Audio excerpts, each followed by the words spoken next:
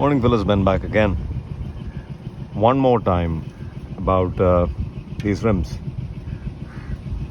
I just made a video on what tire pressures I run and what one shouldn't be running. I mean, I did mention figures, but then again, I have observed that most people don't really get it.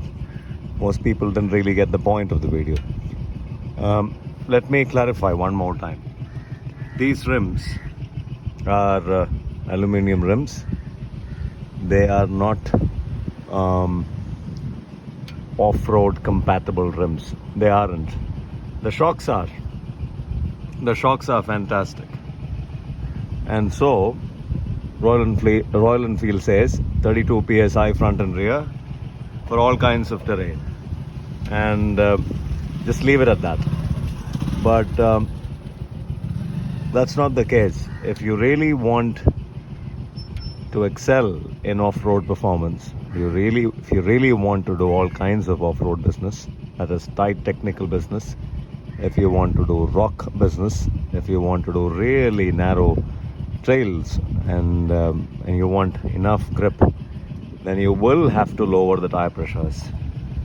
And somehow lowering the tire pressure is not a big hit with this particular machine.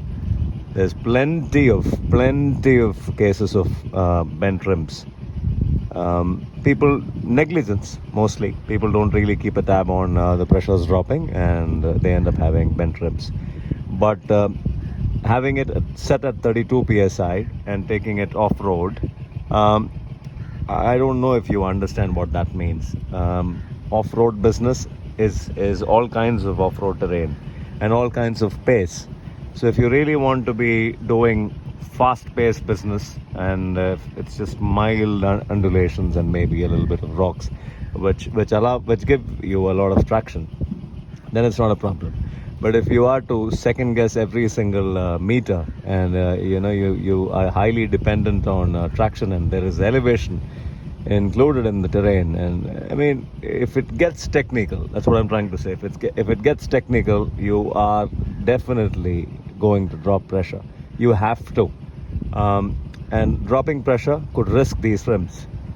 So this particular rim, I've spoken to the person who's designed these rims and this particular rim, and he says that these are made in Malaysia. They aren't off-road compatible. The golden rims are 7000 series, made in Japan, and they are compatible with off-road. And we have seen plenty of cases where even the golden rims are bending like cheese.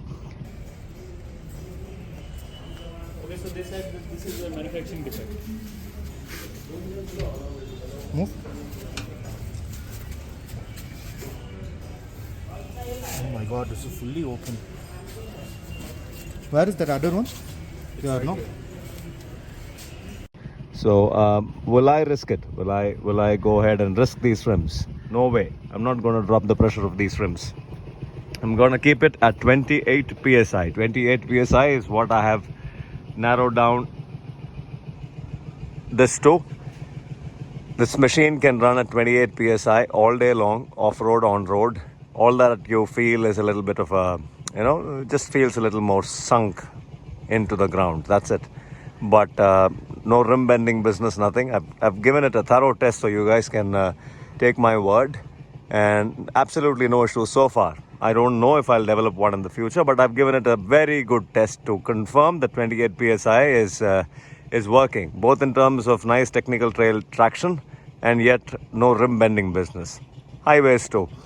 Or you can do it. You can come back to the highways and inflate the tires to 32 psi or more, depending on what you feel is good, and leave it at that. Now, coming to the cross spokes,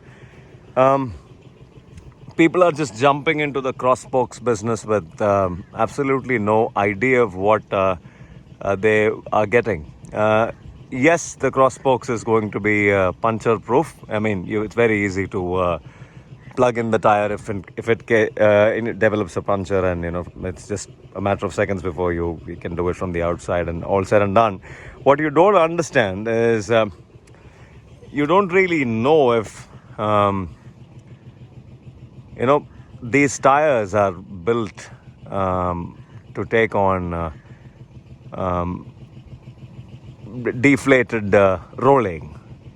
for some time. I don't know. I'm just guessing that these tires are they are tubeless tires, but all said and done, you can't really say whether this will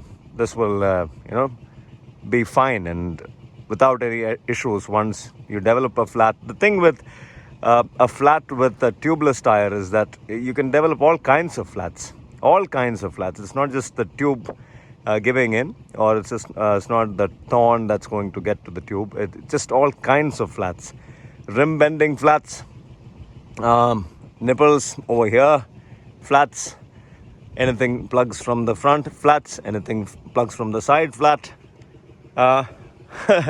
Not as easy as it seems. A lot of different kinds of flats, and you don't really know if the tire is compatible with that. If you start rolling for a certain distance with a flat tire on a tubeless setup, it's a pretty risky business for the tires. The tires take a serious beating, unlike tires with tubes, where the tires are just unharmed. The tube loses air slowly, so you know that you've developed a flat over some time. Or usually if it's a small thorn or nail, the flat happens only when the vehicle is stationary. So it's a foolproof system. It's a very good system. It's just a little bit of a labor, a little bit of trusting somebody to do this work for you. But other than that, it takes care of the rest of the system. But a flat on a tubeless can be sudden, and it can really get to the rims. So it's not like a boon, like how people are portraying it. It's just a marketing gimmick. This is way more solid and reliable a setup than a tubeless setup, especially spokes tubeless setup. Alloys and the nature of alloys is that it is built to last, the tubeless setup.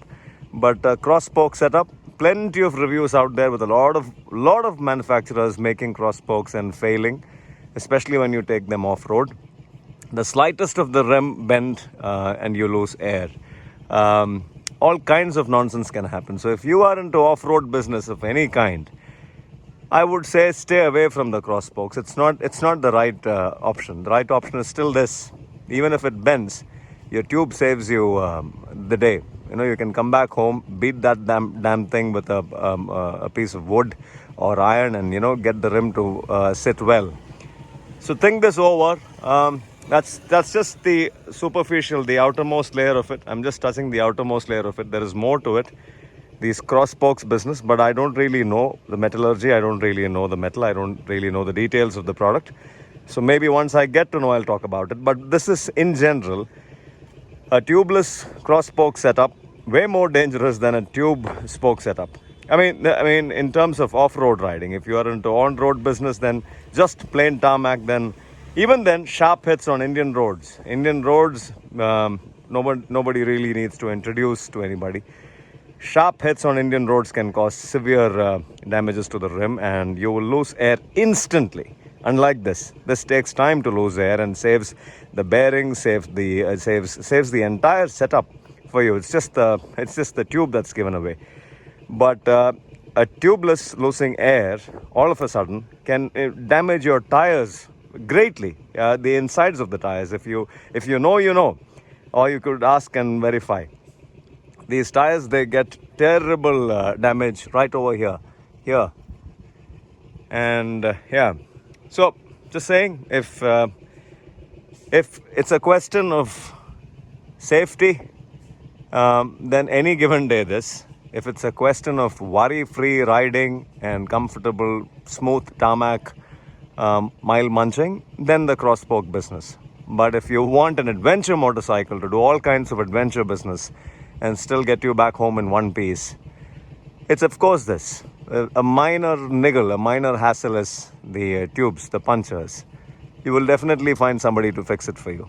And the tubes are a fantastic shock absorber. If I missed it, just air and tire versus air in the tube and tire, there's a big difference. The shocks, the first shock absorber, the tire, the second shock absorber. Sorry, the other way around. The tire, the first shock absorber, the tube, the second, the shock, the third.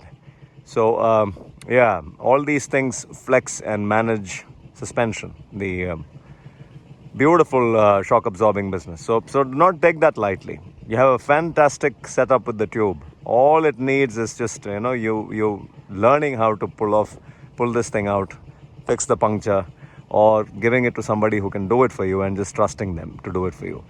If this helped in any which way, it helped. That's all there is to it. Ben signing out for now. Ciao.